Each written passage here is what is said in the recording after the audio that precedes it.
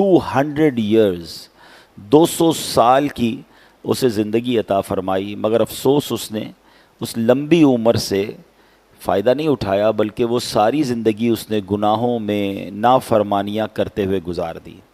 یہاں میں ایک بڑی اہم واقعہ بریک کر کے آپ سے کرنا چاہتا ہوں۔ ہم نارملی دعا کرتے ہیں کہ یا اللہ ہمیں لمبی عمر عطا فرما۔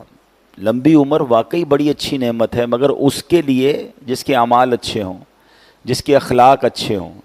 گناہ گار کے لیے لمبی عمر تو بری ہے کہ وہ جتنا جیے گا اتنے گناہ کرے گا۔ تو جب بھی اللہ سے لمبی عمر مانگیں، نیکیوں کے ساتھ مانگیں، عافیت کے ساتھ مانگیں، بہت بڑی نعمت ہے۔ ایک بار ایک صحابیہ جو تھی وہ نبی پاک کی بارگاہ میں آئیں۔ حدیث پاک کا خلاصہ ہے کہ حضور میرے 2 بھائی تھے، ایک بھائی شہید ہو گیا اللہ کی راہ میں، اور ایک بھائی کا 1 سال بعد پھر انتقال نارمل طریقے سے ہوا۔ لیکن حضور میں نے خواب دیکھا کہ جنت میں بعد میں مرنے والا بھائی پہلے جنت میں چلا گیا، حالانکہ پہلا بھائی تو شہید ہوا تھا، اور شہادت تو بہت بڑی نیکی ہے۔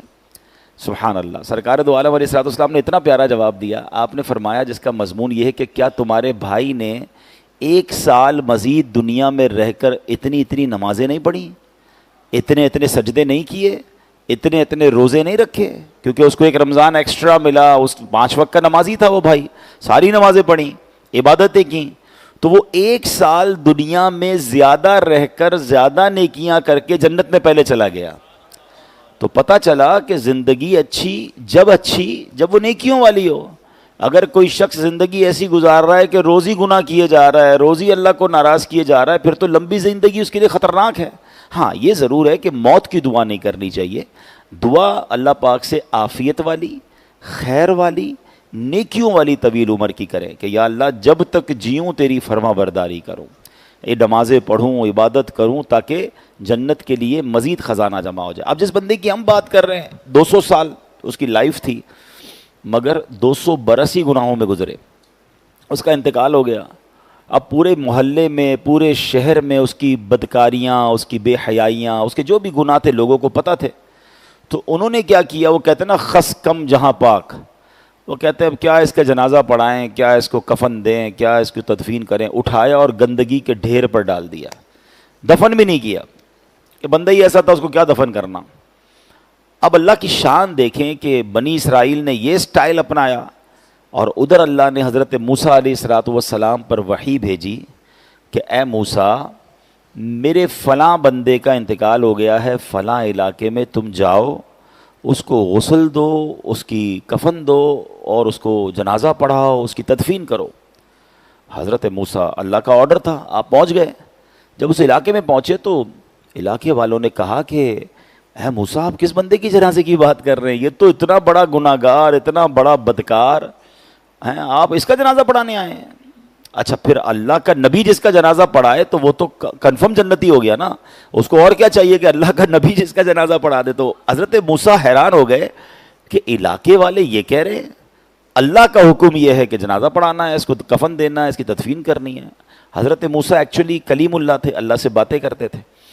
آپ نے اللہ سے کہا کہ یا اللہ بندے تو بتا رہے ہیں اس نے 200 سال تیری نافرمانی میں گزارے ہیں، اور تو فرماتا ہے کہ میں اس کا جنازہ پڑھاؤں۔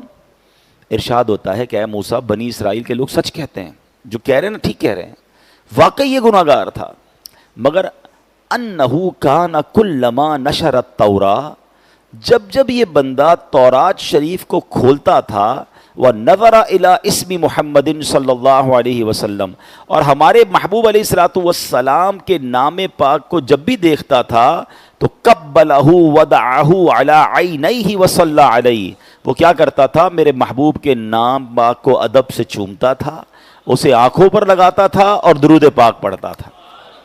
اے موسیٰ اس کی ہمیں یہ ادا بہت پسند آئی، بس اسی نیک عمل کی وجہ سے میں نے اس کے سارے گناہ بخش دیے، اور وزوجتہ 70 حورا، میں نے اس کا نکاح 70 حوروں کے ساتھ کر دیا ہے۔ کیا بات ہے، کیا بات ہے، اعمال نہ دیکھے یہ دیکھا، محبوب کے کوچے کا ہے گدا، اعمال نہ دیکھے یہ دیکھا، محبوب کے کوچے کا ہے گدا، مولا نے مجھے یوں بخش دیا، سبحان اللہ سبحان اللہ۔ اے میرے پیارے اسلامی بھائیوں، کیا کیا اس نے؟ 200 سال کی نافرمانی تھی، مگر محبوب پاک سے عشق تھا۔ سرکار علیہ الصلوۃ والسلام دنیا میں آئے نہیں تھے، یہ بھی یاد رہے، یہ بھی کمال ہستی ہیں۔ یہ دنیا میں ایک ہی پرسنالٹی ہے کہ جو آئے نہیں ہیں لوگ ان کے پہلے ہی دیوانے ہیں۔ ایک میں ہی نہیں ان پر قربان زمانہ ہے، جو رب دو عالم کا محبوب یگانہ ہے۔ بھائی دنیا میں لوگ آتے ہیں، ان کو کوئی دیکھتا ہے، ان کی سیرت اور ان کے سٹائل اور ان کے انداز اور ان کی کامیابیوں کو دیکھتا، پھر پیار ہوتا ہے نا۔ ایسا کیسا پیار کہ بندہ آیا ہی نہیں دنیا میں ظاہری طور پر، شخصیت آئی نہیں اور لوگ دیوانے، ہزاروں سال سے دیوانے۔ تو وہ نبی پاک کے نام کو چومتا تھا، حالانکہ پیارے آقا دنیا میں تشریف نہیں لائے تھے، مگر اللہ اکبر سبحان اللہ۔ اچھا یہ بھی بیان نہیں ہوا کہ یہ بندہ روزانہ 1000 بار درود پاک پڑھتا تھا، 500 بار، 200 بار، 400 بار، نہیں، روزانہ درود پاک پڑھنے کا ذکر نہیں ہے۔ جب جب تورات کھولتا تھا تو محبوب پاک کا نام دیکھتا تھا تو چوم لیتا تھا، درود پڑھتا تھا، سبحان اللہ۔ اب غور کیجئے، جنت بھی ملی، 70 حوروں سے نکاح بھی ہوا۔ بنی اسرائیل یہ پیارے آقا کے امت نہیں ہیں، حضرت موسیٰ کے امتی ہیں، ان کا امتی نبی پاک کے نام کا ادب کرے تو گناہ معاف اور جنت مل جائے۔ اب خود نبی پاک کا امتی اگر یہ کام کرے تو اس کا بیڑا کیوں نہ پار ہو جائے گا۔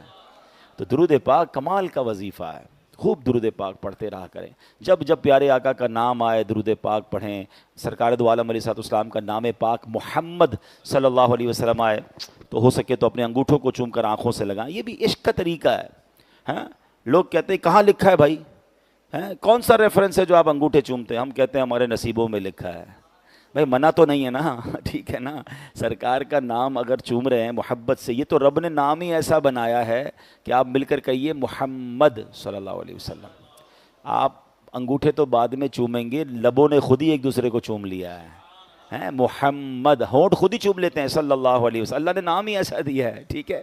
تو یہ عشق کی باتیں ہیں۔ ایک بار حضرت ابوبکر صدیق رضی اللہ تعالیٰ عنہ نے جب اذان ہو رہی تھی تو آپ نے جب پیارے آقا علیہ السلام کا نام سنا، اشہد ان محمد رسول اللہ، مؤذن کہتے ہیں نا، تو انہوں نے اپنے انگوٹھے چومے اور آنکھوں سے لگایا۔ کنہوں نے؟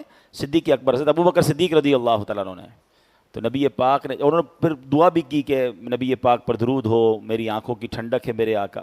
تو پیارے آقا نے فرمایا جو میرے دوست جیسا عمل کرے گا سبحان اللہ، اس کے لیے نبی پاک نے بشارت عطا فرمائی۔ علماء کہتے ہیں کہ جو اس طرح اپنے انگوٹھوں کو چوما کرے گا اس کی کبھی آنکھیں نہیں دکھیں گی، وہ کبھی اندھا نہیں ہوگا۔ تو یہ تو نصیب والوں کا حصہ ہے، عشق کا انداز ہے۔ تو اللہ مجھے بھی نصیب فرمائے، آپ کو بھی نصیب فرمائے۔ پھر جمعہ کا دن، بار بار میں یاد دلاتا ہوں آپ کو کہ جو جمعہ کے دن 200 بار درود پاک پڑھ لے اس کے 200 برس کے گناہ معاف کر دیے جاتے ہیں۔ تو کوشش کیا کریں کہ کثرت سے درود پاک پڑھتے رہا کریں۔ آئیے محبت کے ساتھ با آواز بلند درود پاک پڑھ لیں۔ صلو علی الحبیب صلی اللہ تعالی علی محمد صلی اللہ علیہ وسلم۔ آج ہم پھر قرآن پاک کی الحمدللہ ایک بڑی پیاری آیت سنیں گے۔ ہم کوشش کرتے ہیں کہ جمعہ کے دن میں اپنا ٹاپک قرآن پاک رکھیں اور خاص طور پہ ہم قرآن پاک کی ان آیتوں کو سمجھیں جس میں رب عز و جل نے براہ راست ہم سے بات کی ہے۔ اور وہ بات کیا کی ہے؟ اے ایمان والو، اے ایمان والو، ہم سے اللہ نے بات کی ہے۔ تو ہم کوشش کریں کہ ان آیتوں کو سمجھنا شروع کریں۔ کئی پروگرام الحمدللہ، کئی ہمارے جمعہ میں ہم نے کئی آیتوں کو ڈسکس کیا ہے۔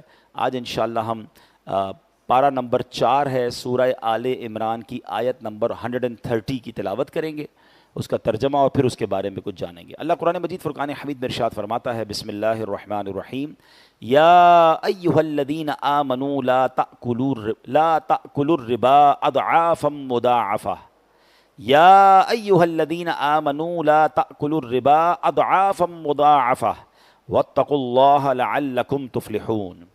اے ایمان والو، ترجمہ کیا ہے؟ آسان ترجمہ قرآن کنز العرفان، اے ایمان والو دگنا در دگنا سود نہ کھاؤ اور اللہ سے ڈرو اس امید پر کہ تمہیں کامیابی مل جائے۔ اس آیت میں سود کو حرام قرار دیا گیا ہے۔ چنانچہ فرمایا اے ایمان والو دگنا در دگنا سود نہ کھاؤ اور اللہ تعالیٰ سے ڈرتے ہوئے سودی لین دین چھوڑ دو تاکہ اس کا ثواب پا کر آخرت میں کامیاب ہو جاؤ۔ اب دگنا در دگنا سود کیا ہے؟ اس میں کہا گیا نا، یاد رہے کہ زمانہ جاہلیت میں سود کی ایک عجیب سی صورت رائج تھی کہ جب سود ادا کرنے کی مدت آتی اور مقروض نہ ادا کر پاتا تو قرض دینے والا سود کی مقدار میں اضافہ کر دیتا، یوں سمجھے کہ اس کا جو ریٹ ہے اور بڑھا دیتا کہ اب سود ڈبل ہو گیا بھائی، اب پیسے نہیں دیے ٹائم پہ، اب اس کی جو ریٹ آف انٹرسٹ ہے وہ بڑھا دیتا تھا، اور یہ عمل مسلسل کیا جاتا رہتا، اور اسے دگنا در دگنا سود کہتے ہیں۔ سود یاد رہے قطعی حرام ہے، اسے حلال جاننے والا کافر ہے، وہ اسلام سے ہی خارج ہو جائے گا، کیونکہ یہ قرآنی حکم ہے۔ قرآن و حدیث میں اس کے متعلق سخت وعیدیں آئی ہیں۔ ایک جگہ قرآن مجید فرقان حمید میں رب ارشاد فرماتا ہے الذین یأکلون الربا لا یقومون الا کما یقوم الذی یتخبطہ الشیطان من المس ذلک بانہم قالوا انما البیع مثل الربا واحل اللہ البیع وحرم الربا فمن جاءہ موعظۃ من ربہ فانتہى فلہ ما سلف وامرہ الی اللہ ومن عاد فأولئک اصحاب النار ہم فیہا خالدون یمحق اللہ الربا ویربی الصدقات واللہ لا یحب کل کفار اثیم۔ کمال کی آیت ہے، سود کی حرمت بھی بیان کی، کاروبار کیا ہے یہ بھی بیان کیا، سود کا کام کرنے والے کو قیامت میں کیا سزا دی جائے گی یہ بھی بیان کر دیا۔ اب غور سے اس کا ترجمہ سنیں، جو لوگ سود کھاتے ہیں وہ قیامت کے دن نہ کھڑے ہوں گے مگر اس شخص کی طرح کہ جسے آسیب نے چھو کر پاگل بنا دیا ہو، یعنی قیامت کے دن ایسے وہ سود کھانے والے، سود کا کام کرنے والے کھڑے ہوں گے جیسے نشے میں ہیں، جیسے جن کسی پہ کیمرے جس پہ لگتا ہے جن آ گیا ہے، بولے اس طرح وہ لڑکھڑا رہا ہوگا، اس طرح وہ مدہوش سا نظر آئے گا، قیامت کے دن پراپر کھڑا بھی نہیں ہو سکے گا۔ پھر فرمایا یہ سزا اس وجہ سے ہے کہ انہوں نے کہا خرید و فروخت بھی تو سود ہی کی طرح ہے، حالانکہ اللہ نے خرید و فروخت کو حلال کیا اور سود کو حرام کیا۔ تو جس کے پاس اس کے رب کی طرف سے نصیحت آئی پھر وہ باز آ گیا تو اس کے لیے حلال ہے وہ جو پہلے گزر چکا، اور اس کا معاملہ اللہ کے سپرد ہے، اور جو دوبارہ ایسی حرکت کریں گے تو وہ دوزخی ہیں، اور کتنا عرصہ رہیں گے؟ ہم فیہا خالدون، وہ اس میں مدتوں رہیں گے۔ اللہ سود کو مٹاتا ہے اور صدقات کو بڑھاتا ہے، اور اللہ کسی ناشکرے بڑے گناہگار کو پسند نہیں فرماتا۔ یہ آیت سود کا کام کرنے والوں کے لیے زبردست نصیحت ہے۔ بات یہ ہے کہ نصیحت حاصل بھی تو کرے نا۔ اب آئیے ذرا حدیثیں سنیے گا، یہ کتنا برا عمل ہے۔ سرکار دو عالم علیہ الصلوۃ والسلام فرماتے ہیں، نبی پاک علیہ الصلوۃ والسلام نے، مسلم شریف کی حدیث ہے، سود دینے والے، لینے والے، اس کے کاغذات تیار کرنے والے اور اس کے گواہوں پر لعنت فرمائی، اور فرمایا وہ سب کے سب اس میں سب کے سب گناہ میں برابر ہیں۔ صرف سود لینے والا نہیں، سود دینے والا بھی، بلکہ اس کی گواہی کرنے والا، اس کے پیپر لکھنے والا، اس پر بھی لعنت فرمائی۔ دوسری حدیث میں سرکار دو عالم علیہ الصلوۃ والسلام نے سود کھانے والے، کھلانے والے، لکھنے والے اور اس کی گواہی دینے والے پر لعنت فرمائی، اور فرمایا یہ سب اس گناہ میں برابر ہیں۔ ایک اور جگہ نبی پاک نے فرمایا کہ معراج کی رات میرا گزر ایسی قوم پر ہوا جن کے پیٹ گھروں کی طرح بڑے تھے، پورے پورے ہاؤسز نہیں ہوتے، بڑے بڑے مکانوں کی طرح ان کے پیٹ تھے، جن میں سانپ تھے جو باہر سے نظر آ رہے تھے۔ میں نے حضرت جبریل سے دریافت کیا کہ یہ کون لوگ ہیں؟ فرمایا حضور یہ وہ لوگ ہیں جو سود کھاتے تھے۔ اب بتائیں ادھر سود کھائیں ادھر پیٹ میں سانپ اور بچھو ہوں تو کیا حال ہوگا؟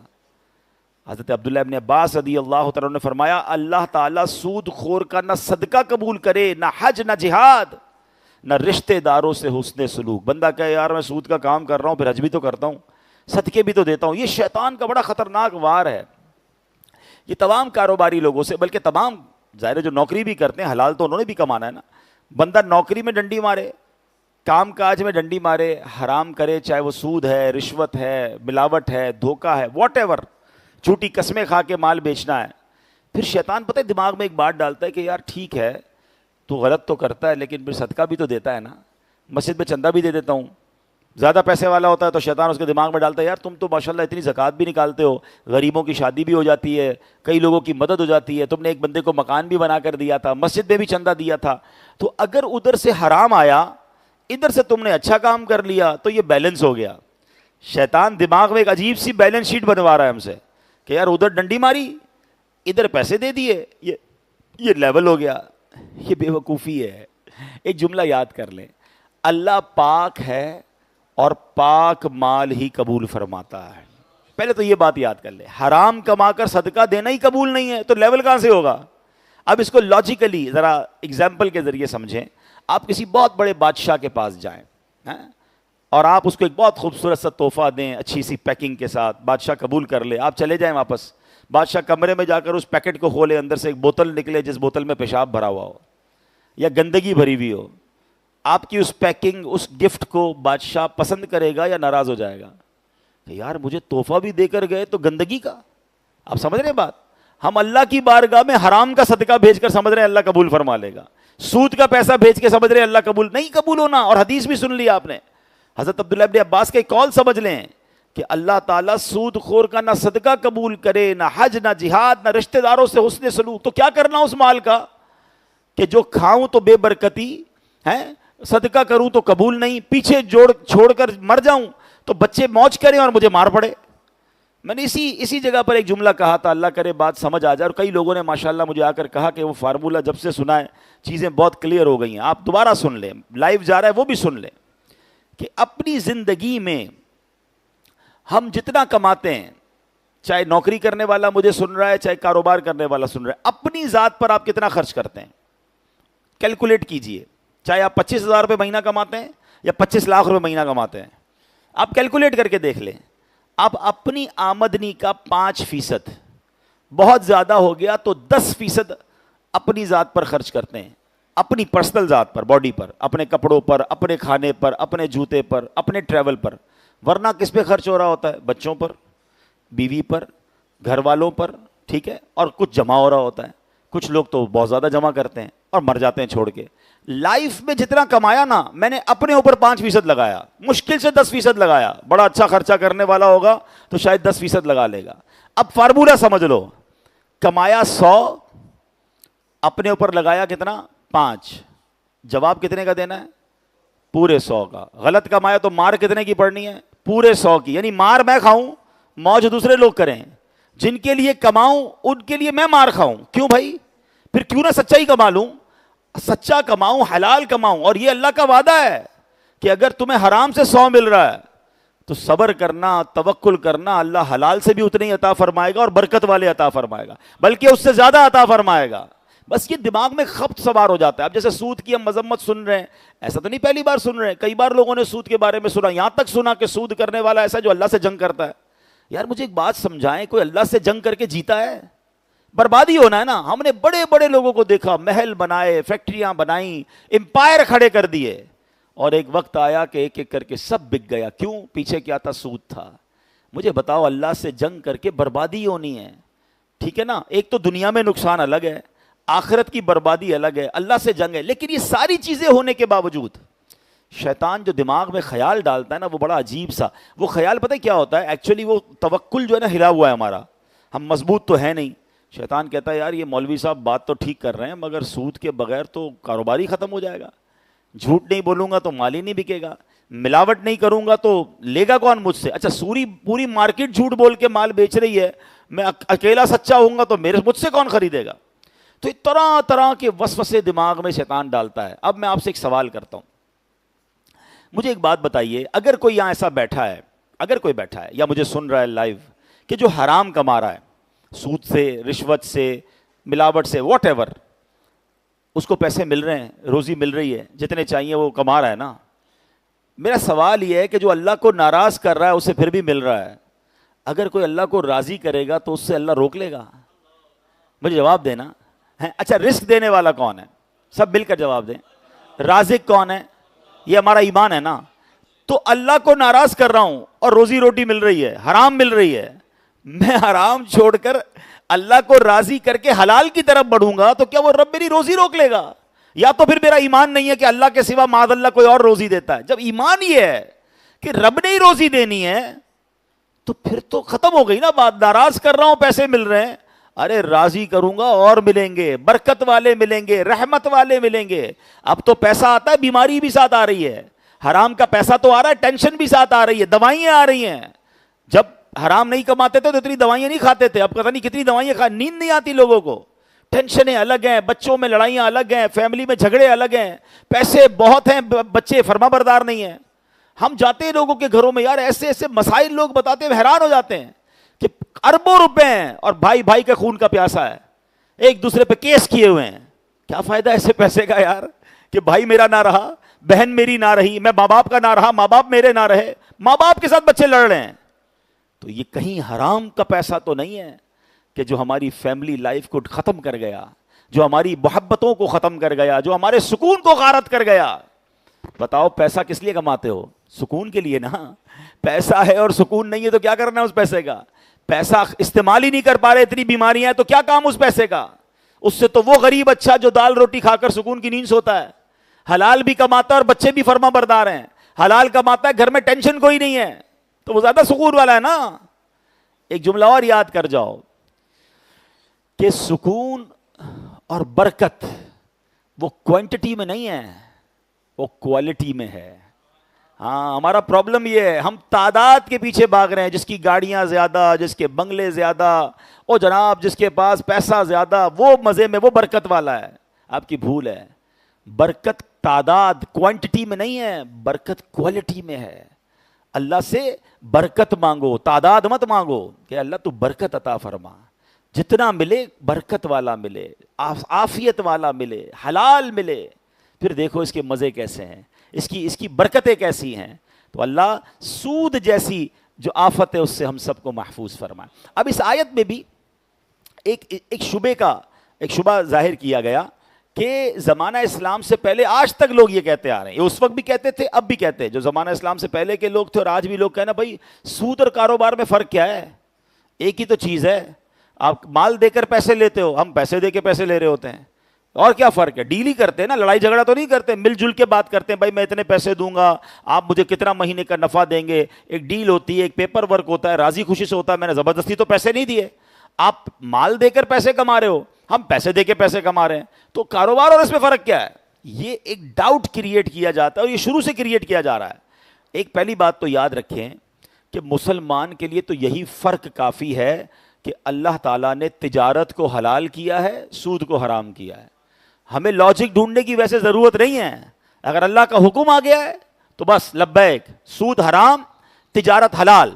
جب شریعت نے کہا، قرآن نے کہہ دیا، تو ہم کون ہوتے ہیں اس میں فرق ڈھونڈنے والے کہ یار فرق کیا ہے، فرق بتاؤ. چلو پھر بھی سبحان اللہ علماء نے ایمان والوں کی تسلی اور دعوت فکر دینے کے لیے تجارت اور سود کے فرق کو بھی ڈفرینشیٹ بھی بیان کر دیا. اب ذرا غور سے سنیے گا. نمبر 1 فرق کیا، what is the difference between trading and interest based trading? سود کرنے کا کام کرنا یا جو نارمل کاروبار ہے، اس میں فرق کیا ہے؟ تجارت میں نفع اور نقصان دونوں ہو سکتے ہیں، جبکہ سود لینے والے کو صرف فائدہ ہی ہوتا ہے، نقصان نہیں ہوتا. جبھی تو سود پہ پیسے دیتا ہے، بھائی میں تو مہینے کے اتنے لوں گا، تیرا بیڑا غرق ہو جائے جو بھی ہو جائے، میرا ٹائم پہ پیسہ چاہیے. پہلا فرق ہی آ گیا. دوسرا فرق، کاروبار میں لگا ہوا سرمایہ ڈوب بھی سکتا ہے، جبکہ سودی معاملے میں اصل سرمایہ محفوظ رہتا ہے. بندہ کہتا ہے بھائی آپ کے پیسے ڈوب جائیں، جل جائیں، یہ آپ کا پرابلم ہے، مجھے میرے پیسے بھی واپس چاہیے اور مجھے میرا نفع بھی چاہیے. لیکن اگر آپ کسی کے ساتھ پارٹنرشپ کر رہے ہیں، اللہ نہ کرے آگ لگ گئی، کوئی نقصان ہو گیا، تو دونوں کا جائے گا نا. کاروبار میں سرمایہ ڈوبنے کا اندیشہ ہے، سود میں نہیں ہے. ٹھیک ہے، فرق ہو گیا دونوں میں. تیسرا، تجارت میں نفع کی مقدار معین نہیں ہوتی، کنفرم نہیں ہوتی. مل کے کاروبار کریں گے، کبھی لاکھ روپے کمائیں گے، کبھی 5,000 کمائیں گے، مندہ آ گیا تو نہیں کمائیں گے، تیزی آئے گی تو زیادہ کمائیں گے. کاروبار تو اپ اینڈ ڈاؤن ہوتا ہے نا. مگر سود میں رقم طے شدہ ہوتی ہے، کم زیادہ نہیں، اتنے پیسوں پہ اتنے پیسے پرسنٹ سود لوں گا، چاہے وہ بینک ہے چاہے بندہ ہے. فرق ہو گیا تجارت اور سود میں. حرام تو ہے، آج فرق بھی سمجھ لو. لوگ کہتے ہیں کوئی فرق ہی نہیں ہے، بہت فرق ہے. آگے چلیں. پھر فرمایا کاروبار میں ایسا بھی ہو سکتا ہے کہ نہ منافع ہو نہ نقصان ہو، کہ کبھی کبھی مارکیٹ ہی بند ہو گئی، کوئی مسئلہ آیا، آپ نے کہا یار کچھ بھی اس مہینے نہیں کمایا، چلو کوئی بات نہیں. لیکن سودی قرض دینے والے کا منافع یقینی ہے، حالانکہ جس پہ پیسے لگائیں اس کا بے شک نقصان ہو گیا ہو. اسے ہر حال میں پہلے سود کی رقم نکالنی ہے. کاروبار میں فائدہ ہوگا تو فائدے سے رقم نکلے گی نا، لیکن سود والے کا نقصان بھی ہو جائے تو وہ جیب سے رقم نکال کر دے گا. کاروبار میں فائدہ نہیں ہوا ہے مگر رقم دے گا، اور ایسے بندے سے رقم لے رہے ہو جو پہلے ہی قرضے میں ہے. آپ سے قرضہ ہی لیا ہے نا، وہ پہلے ہی مقروض ہے، کاروبار بھی نہیں ہوا، لاس ہو گیا، مگر وہ اپنی کہتے ہیں نا قرضے میں سے اور پیسے نکال کر آپ کو سود دے رہا ہے. تو یہ کس قدر اس پر سختی، کس قدر برڈن والی بات ہے، اور یہی وہ حرام ہے. اے میرے پیارے اسلامی بھائیوں، ایک اور علماء نے بڑی پیاری 2 باتیں بتائیں. جب بندہ سود پہ کام کرتا ہے نا وہ سست ہو جاتا ہے، وہ کاہل ہو جاتا ہے، وہ کاروبار کرنے کی جو چستی ہے، جو ایفرٹس ہے، ختم. اب میرے کو پیسے لگا دیے، پیسے مل جاتے ہیں، کیا ضرورت ہے کام کرنے کی. اس کا جو مائنڈ ہے وہ لاک ہو جاتا ہے، کریٹیوٹی ختم ہو جاتی ہے. وہ کبھی بھی نیا کام، وہ جب بھی نیا کام کرنے کا سوچے گا اس کو ڈر لگے گا، یار پیسے کہیں لگاؤں گا تو کوئی کھا جائے گا، نقصان ہو جائے گا. سود پہ اچھا ہے نا، پیسے لگاؤ گھر بیٹھے مل جائیں گے. تو ایک تو معاشی ایکٹیویٹی ختم ہو جائے گی. یعنی شریعت کے اصول کا فائدہ دیکھیں کہ اگر کسی امیر کی جیب سے نکل کر کاروبار شروع ہوگا، مثال کے طور پہ وہ فیکٹری لگائے گا تو سینکڑوں لوگوں کو جاب ملے گی، ٹھیک ہے نا. اور جناب اس کے بعد کام آگے بڑھے گا تو مزدور اس فیکٹری میں سامان لینے آئیں گے، را مٹیریل نکلے گا تو کٹ پیس والوں کا جو بھی کام ہے اس کا فائدہ ہوگا. اب آپ غور کرتے جائیں کہ پیسہ مارکیٹ میں آ کر کاروبار میں لگے گا تو یہ سوسائٹی کے لیے بھی کتنا ضروری ہے، ہمارے معاشرے کے لیے کتنا ضروری ہے کہ امیر پیسے تو کاروبار سے بھی کمائے گا لیکن اس کے ساتھ سینکڑوں ہزاروں لوگ بھی کمائیں گے، کئی گھروں کا چولہا جلے گا. اور لیکن اس کا اگر سود کھانے کا ذہن ہے، وہ کروڑوں روپے کی فیکٹری لگانے کی بجائے وہ کروڑوں روپے حرام طریقے سے سود پہ رکھ دے گا. اب اس کو ہر مہینے پروفٹ تو مل گیا مگر وہ جو ہزاروں لوگوں کا چولہا جلنا تھا، وہ ہزاروں لوگوں کو روزگار ملنا تھا، وہ ختم ہو گیا. تو کیا خوبصورت اصول ہے شریعت کا. اللہ قرآن میں فرماتا ہے تجارت کو حلال قرار دیا، سود کو حرام قرار دیا تاکہ معاشرے میں پیسہ روٹیٹ ہو، لوگ ایفرٹ کریں، لوگ کاروبار کریں. تو ایک بڑا فالٹ سوسائٹی میں یہ کریٹ ہو جاتا ہے کہ جب لوگوں کا یہ مائنڈ سیٹ بن جاتا ہے کہ جناب سود پہ پیسے کھانے ہیں اسی لیے اس کو حرام جہنم میں لے جانے والا کام قرار دیا گیا. ایک وجہ اس کی یہ بھی ہے. اچھا ایک اور بڑی پیاری حکمت علماء نے بیان کی کہ جب بندہ سود کا کام کرنا شروع کر دیتا ہے نا وہ بے رحم ہو جاتا ہے. ہاں اس کے اندر سختی آ، دل سخت ہو جاتا ہے کہ اس کو اپنے پیسوں کی فکر ہے. سامنے والا ریکویسٹ بھی کر رہا ہوتا ہے کہ یار میرا اس بار دھندا نہیں ہوا، میرا کاروبار نہیں ہوا، میرا پیسے نہیں ہیں. بھائی جان مجھے کوئی فرق نہیں پڑتا، مجھے میرا اماؤنٹ چاہیے، مجھے میرا نفع چاہیے. بے رحم. اچھا پھر جب سود کا کام کرے گا اتنا سخت دل ہو جائے گا کہ وہ کبھی قرضہ نہیں دے گا. اب جب آپ کو پیسوں پہ پیسے ہی مل رہے ہیں، اب کوئی آ کے مثال کے طور پہ غریب رشتہ دار کہتا ہے بچی کی شادی ہے 2 لاکھ روپے دو، اس کا تو دماغ چلنا شروع ہو جائے گا 2 لاکھ پہ تو مہینے کے اتنے بچتے ہیں، اس کو دوں گا تو مجھے نہیں بچیں گے. یا تو پھر اس کو بھی کہے گا 2 لاکھ دوں گا تم مجھے کتنا دو گے. اللہ کے بندے پھر قرض کدھر گیا، مدد کدھر گئی، رحم دلی کدھر گئی. اس کا ایک خطرناک جو کانسیکوینسز ہے کہ سود کا کام کرنے والا بے رحم ہو جاتا ہے، وہ ہر قرضے میں بھی نفع مانگ رہا ہوتا ہے. حالانکہ آپ کو پتہ ہے قرضے کا ثواب کتنا ہے. چلیں آج یہ بھی سن لیں. معراج کی شب نبی پاک علیہ الصلوۃ والسلام جب معراج کو تشریف لے گئے تو آپ نے جنت کے ایک دروازے پر لکھا ہوا دیکھا کہ صدقے کا ثواب 10 گنا ہے اور قرضے کا ثواب 18 گنا ہے. تو آپ نے جبریل امین سے پوچھا اے جبریل ایسا کیوں؟ تو انہوں نے عرض کیا یا رسول اللہ صدقہ تو ہر کوئی مانگ لیتا ہے. دیکھا نا آج کل بھی کوئی غریب کھڑا ہو جاتا ہے، پتہ نہیں غریب ہے کہ نہیں ہے، وہ مانگ رہا ہوتا ہے.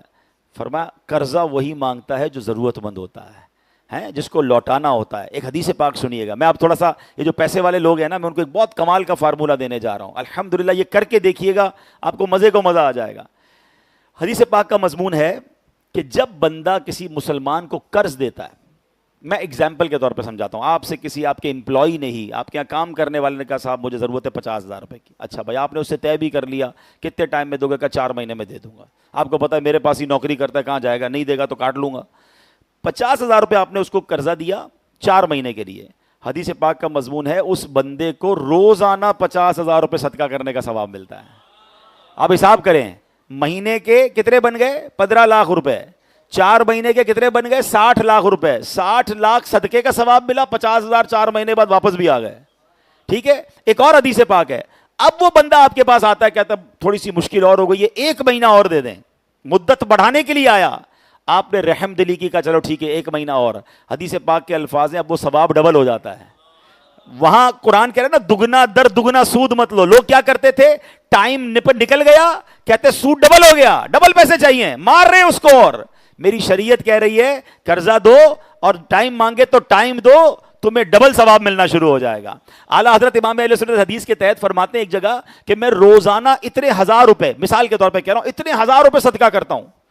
لوگوں نے کہا روز اتنے 1000 روپے؟ آج سے 100 سال پرانی بات ہے مثال کے طور پہ. حیران ہو گئے لوگ. تو فرمایا میں نے اتنے 1000 روپے ایک بندے کو قرضہ دیا ہوا ہے، میرے آقا کی حدیث ہے کہ روزانہ اتنے پیسے مجھے صدقہ کرنے کا ثواب مل رہا ہے. اب میں جو فارمولہ دینا چاہتا ہوں خاص طور پہ یہاں بزنس مین بیٹھے ہیں، یہ مزے کی نیکی ہے، بہت زبردست نیکی ہے. غریب کا بھلا الگ ہے، دعائیں الگ ہیں، رحم دلی الگ ہے. اور ثواب کیا ہے کہ آپ اپنے، میں یہ نہیں کہتا کہ قرضہ دیتے وقت آپ گارنٹی نہ لیں، آپ بالکل دیکھ بھال کے لیں، آپ بالکل اس کو آپ کس طرح سنبھال سکتے ہیں وہ دیکھیں. مثال کے طور پہ ایک بندہ آپ کے پاس ہی کام کرتا ہے، ٹھیک ہے نا، نارملی ہمارے امپلائی غریب ہوتے ہیں. اب وہ کہتا ہے مجھے 50,000 دے دیں، مہینے کے 5,000 کاٹ لیں. آپ کو پتا ہے میرے پاس ہی جاب کر رہا ہے، ہر مہینے تنخواہ سے میں ہی کاٹ لوں گا. تو یہ کام کیا کریں، اپنا آفس میں ایک بجٹ رکھ لیں. مثال کے طور پہ 5 لاکھ روپے، 10 لاکھ روپے، 15، جس کی جیسی حیثیت، اور اتنے پیسے جو ہے وہ قرضے میں دے دیا کریں. ہر مہینے اپنے اکاؤنٹنٹ کو کہیں کہ بھائی سب کی سیلری سے کاٹ لو. اب فائدہ کیا ہوا کہ اگر آپ نے 10 لاکھ روپے قرضہ بانٹا ہوا ہے، آپ کو روزانہ 10 لاکھ روپے صدقہ کرنے کا ثواب مل رہا ہے. بعض اوقات غریب آدمی کی چھوٹی سی مدد سے اس کا بڑا مسئلہ حل ہو جاتا ہے. اس سے رحم دلی دل میں آتی ہے. آپ نے سنا کہ سود کا کام کرنے والا بے رحم ہو جاتا ہے. وہ قرضہ دیتے وقت بھی یہ مائنڈ سیٹ بنا رہا ہوتا ہے، یار اس سے تو میں اور پیسے بنا لیتا، اس سے میں اور جناب پیسے ملٹیپلائی کر لیتا. اللہ کے بندو، سب کچھ پیسہ نہیں ہے، ارے نیکیاں کماؤ. آج لوگ اتنے پریشان ہیں. ہاں، یہاں میں ان لوگوں سے بھی ضرور بات کروں گا جو قرضہ لے کر پھر ٹائم پہ نہیں دیتے. یہ نہیں کرنا چاہیے. قرضہ اگر آپ لے کر وقت پر نہیں دے رہے، اگر آپ کے پاس انتظام نہیں ہے تو قرضہ نہ لیں. کسی کے آگے پھر اپنے آپ کو ذلیل بھی نہ کریں اور پریشان بھی نہ کریں. آپ کو پتہ ہے کہ یار میری سیلری ہے، میری کوئی بی سی آنی ہے، واٹ ایور آپ کے پاس انتظام ہے، قرضہ لیں اور سچی نیت سے لیں. یاد رکھیے، مسلمان سچی نیت سے قرضہ لے کہ میں نے لوٹانا ہے، اللہ فرشتے بھیجتا ہے اس کی مدد کر کے، اس کا قرضہ اتر جاتا ہے.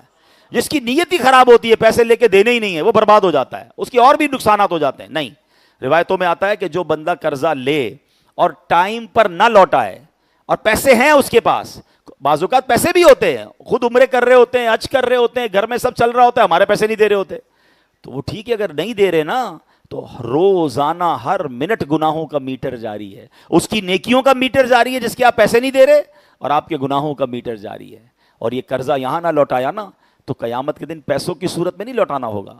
سیدی اعلیٰ حضرت امام اہل سنت لکھتے ہیں جو کسی کے 3 پیسے جان بوجھ کر دبا لے، غور سے سنیے گا، کتنے پیسے؟ 3 پیسے تو آج کل چلتے ہی نہیں ہیں، لیکن اس کو اس کے بدلے 700 مقبول با جماعت نمازیں دینی پڑ جائیں گی. کتنے پیسوں کے بدلے؟ 3 پیسے کے بدلے نمازیں کتنی؟ 700، وہ بھی مقبول اور وہ بھی با جماعت. یہ تو پوری زندگی میں ہمیں نہیں پتا ہماری 700 مقبول جماعت والی نمازیں ہیں کہ نہیں. اور ادھر تو لاکھوں روپے ہڑپ کر جاتے ہیں، زمینوں پہ قبضہ کر لیتے ہیں، کہتے ہیں جو ہوتا ہے، جو کر سکتے ہو کر لو. اللہ کے بندوں، آج تم یہ کر لو گے، کل کیسے لوٹاؤ گے؟ وہ تو امیر ہو جائے گا قیامت کے دن، تمہاری ساری نیکیاں اسے مل جائیں گی. اور ایسا نہیں کہ نیکیاں دے کر پوری نیکیاں نہ ہوئی نا تو پھر مظلوم کے گناہ ڈالے جائیں گے اس بندے کے سر پر جو ظالم ہوگا، جس نے مال دبایا ہوگا. تو قرضہ لیں تو پریورٹی ہو کہ ٹائم پہ لوٹائیں. لوگ بدل جاتے ہیں، پہلے پیسے لیتے ہیں، کہتے ہیں حضرت دے دیں، بڑی مہربانی، منتیں، ترلے، اس کے بعد فون ہی نہیں اٹھاتے. اب قرضہ، اچھا میں نے ایک سوشل میڈیا پر پوسٹ پڑھی تھی بڑی کمال کی. وہ کہتا ہے پاکستان ایسا ملک ہے کہ جہاں اپنے ہی پیسے واپس لینے کے لیے اپنی کوئی پرابلم بتانی پڑتی ہے. کسی کو قرضہ دیا وہ دے ہی نہیں رہا، پھر بندہ کہتا ہے میری ماں بیمار ہے، یار وہ میں نے پیسے دیے تھے واپس دے دو. اپنے پیسے لینے کے لیے اپنی کوئی پرابلم بتا، یار میری فیکٹری میں مسئلہ ہو گیا، جو میں نے قرضہ دیا تھا واپس دے دو. بھائی کیوں پرابلم بتانی؟ میرے پیسے واپس کرو اور ٹائم پہ دو. تو لینے والوں کو بھی ٹائم پہ دینا چاہیے، اور جو دینے والے ہیں انہیں نرمی کرنی چاہیے. یہ کام کرتے رہنا. تھوڑے بہت پرابلم بھی ہو تو کوئی بات نہیں. میں آپ کو حدیث سنا کے اپنا بیان ختم کرتا ہوں. حدیث پاک میں آتا ہے گناہگار شخص کی مغفرت ہو گئی، روایتوں کا مضمون ہے. تو اس سے پوچھا گیا کہ تو بڑا گناہگار تھا، تیری کیسے بخشش ہو گئی؟ تو بندہ کہتا ہے میرے پاس کوئی نیکی نہیں تھی، بس ایک نیکی تھی، میں لوگوں میں قرض دیا کرتا تھا. ایک بندہ رکھا تھا، وہ ہر مہینے جا کر قرض کی رقم وصول کرتا تھا. اور میں نے اپنے بندے کو کہا ہوا تھا اگر کوئی مجبور ہو، پریشان ہو، مہلت مانگے تو اسے مہلت دے دیا کرنا، آسانی دے دیا کرنا. مرنے کے بعد مجھے بتایا گیا کہ تو میرے بندوں کو جو آسانی دیا کرتا تھا، معاف کیا کرتا تھا، میں نے تیرے سارے گناہ معاف کر دیے. یہ بات سیکھنی ہے. اللہ کو بڑا پسند ہے کہ ہم آسانیاں پیدا کریں، نرمی کریں. اگر کوئی غریب پریشان ہے، میں نے پیسے دیے نہیں دے سکتا، تھوڑا ٹائم دے دو یار. ہاں کوئی بات نہیں. اگر واقعی آپ کو فیل ہو رہا ہے نا کہ یار محتاج ہو گیا، اب اس کے بعد ہے ہی کچھ نہیں، ہو سکے تو معاف کر دو، لیکن آسانی کریں. لیکن یہ جو سود والی بات ہے نا، اس سے اپنے آپ کو نکالیں، حرام روزی سے نکالیں، اور پھر دیکھیں اللہ پاک کیسے برکت کے دروازے آپ پر کھولتا ہے. تو آج ہم نے قرآن مجید فرقان حمید کی وہ آیت سنی جس میں رب کریم نے ہمیں فرمایا کہ سود حرام، جہنم میں لے جانے والا کام، تجارت حلال. تو ہم حلال کی طرف آئیں، حرام سے بچیں. کئی لوگ ملتے ہیں اور وہ کہتے ہیں کہ جناب مسئلہ یہ ہے کہ دعائیں قبول نہیں ہو رہی، بہت دعائیں کروائیں، بزرگوں سے کروائیں، مکے بھی گیا، مدینے بھی گیا، میرا مسئلہ ہی حل نہیں ہو رہا، میرا پرابلم ہی سالو نہیں ہو رہا. میں آپ کو صحیح بتاؤں، یہ دعاؤں کی جو قبولیت ہے نا، اس کے پیچھے ایک راز ہے. دعا کی قبولیت کا کنجی کیا ہے کہ آپ کہیں حرام تو نہیں کما رہے. یہ حرام روزی جو ہے نا، اس کا بہت بڑا پرابلم یہ کہ دعاؤں کی قبولیت رک جاتی ہے. حضرت موسیٰ کلیم اللہ علیہ نبینا علیہ الصلوۃ والسلام نے ایک شخص کو دیکھا کہ جو بڑا رو رو کر اللہ کی بارگاہ میں دعا کر رہا تھا، یا اللہ یا اللہ یا اللہ. تو حضرت موسیٰ تو کلیم اللہ تھے، اللہ سے باتیں کرتے تھے. کہا یا اللہ یہ اتنا رو رہا ہے، اس کی دعا قبول کر لے. اللہ نے فرمایا اے موسیٰ یہ اتنا روئے کہ روتے روتے مر جائے، یہ اتنے ہاتھ اٹھائے کہ اس کے ہاتھ آسمان کو چھو جائیں. اے موسیٰ میں نے اس کی دعا قبول نہیں کرنی. اب ذرا غور کریں، اور خدا رب العالمین تو سب پر کرم کرنے والا ہے، رونے والے پر تو زیادہ کرم کرتا ہے، مگر فرمایا نہیں کرنی. عرض کی مولا وجہ کیا ہے؟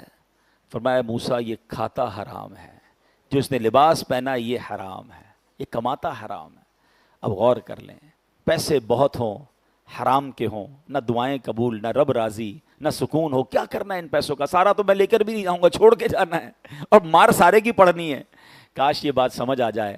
آج نیت کر لیں میرے پیارے اسلام. میرا کوئی بھائی اگر ایسا یہاں ہے جو سود کے کام میں پھنس جاتے ہیں، بعض اوقات پھنس گیا ہے، کسی اور حرام کام میں پھنس گیا ہے، توبہ کر لیں. اور آپ کو لگتا ہے کہ سود کا کام ختم کروں گا تو نیچے آ جاؤں گا، آ جائیں نیچے. میں نے دیکھا ہے ماشاءاللہ، میں نے دیکھا ہے کہ کئی لوگوں نے اپنا کاروبار کم کر دیا، اپنے اسٹیٹس کم کیا، فیکٹریاں لون پہ، بینک پہ، سود پہ تھیں، واپس کر دیں. کہ ٹھیک ہے حرام چھوڑنا ہے تو چھوڑنا ہے. آپ یقین کریں کچھ عرصہ لگا، اللہ نے پہلے سے زیادہ انہیں عطا فرما دیا. وعدہ ہے نا اس کا، رحمت کا وعدہ ہے، حلال میں برکت ہے. تھوڑا ٹیسٹ ہوگا لیکن پھر آپ کھڑے ہو جاؤ گے. تو ہمت کریں، اللہ کی طرف ایک قدم بڑھائیں، اس کی رحمت 10 قدم بڑھ کر آپ کے ساتھ آئے گی. اللہ پاک عمل کی توفیق عطا فرمائے. آخر میں ذرا اس مسجد کے حوالے سے آپ سے کچھ بات کرنا چاہتا ہوں 1 منٹ، کہ وہ یہ ہے کہ الحمدللہ آپ دیکھ رہے ہیں کہ ماشاءاللہ ہماری مسجد کو اللہ پاک نے برکت دی ہے. نارملی بہت کم ایسا ہوتا ہے کہ ایک ہی مسجد میں 2 جمعے ہوں. ہمارے یہاں 2 جمعے ہوتے ہیں، ایک 1:30 بجے ہوتا ہے، ایک 3 بجے ہوتا ہے. دونوں جمعے فل ہیں، لوگ باہر ہوتے ہیں، بعض اوقات واپس جانا پڑتا ہے. تو الحمدللہ بڑی راتوں میں یہاں پروگرام ہوتے ہیں. آپ کے سامنے مسجد کے انتظامات ہیں، اور ایسے اللہ کی رحمت سے کم و بیش 15 جگہوں پر ڈیفنس کے اندر دعوت اسلامی نماز پڑھا رہی ہے، جہاں پر مسجدیں ہیں، جا نمازیں ہیں. تو ان سب کے انتظامات کے لیے، ان سب کے اخراجات کے لیے ہم نارملی نہیں کرتے کہ اس طرح کوئی جھولی یا ڈبہ وغیرہ پھیلائیں. ہم نے مسجد کے باہر باکس لگا دیا ہے. امید ہے کہ اکاؤنٹ نمبر آپ امام صاحب سے لے سکتے ہیں. تو آلموسٹ ہمارے ان پورے DHA کے کاموں پر جو دینی کام ہو رہے ہیں، ہمارے 25 لاکھ روپے ماہانہ خرچ ہوتے ہیں.